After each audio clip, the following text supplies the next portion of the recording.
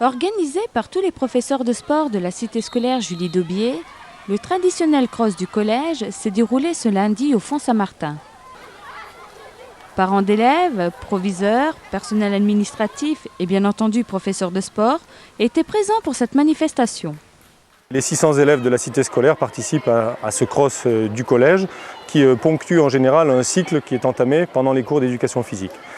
Tous les élèves de l'établissement participent. Ils ont pendant toute la première partie de l'année, c'est-à-dire du mois de septembre jusqu'à maintenant, effectué des cycles d'endurance qui les préparent à ce cross.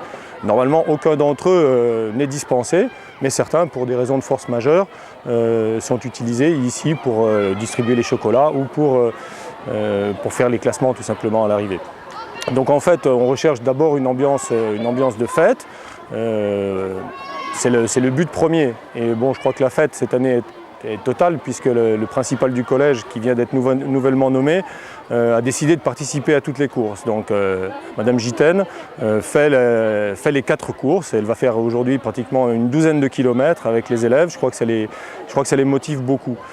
Monsieur le principal était là aussi, donc je crois que c'est l'occasion de réunir tout le collège pour une cause commune dans un cadre qu'on connaît, le Fond Saint-Martin, qui est très accueillant, d'autant que chaque fois, en général, il y a du soleil, donc c'est très bien. Les lots, parce que les élèves sont sensibles évidemment à des récompenses, hein. Il n'y en a pas pour tous, mais les lots cette année donc, seront faits en partage avec le foyer socio-éducatif et puis l'association ELA qui nous a offert quelques lots que l'on distribuera donc au premier, deuxième et troisième. Et puis pour aussi mettre en valeur la participation de tout un chacun, des lots seront tirés au sort.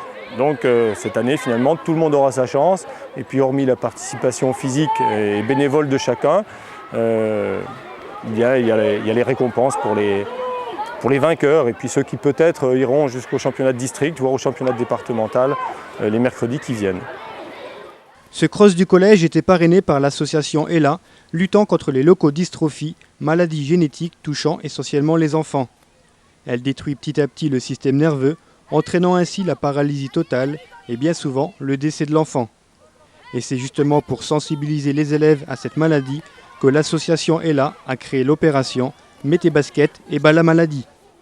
Donc cette année comme l'année dernière, le cross du collège a été organisé avec l'association ELA de Nancy.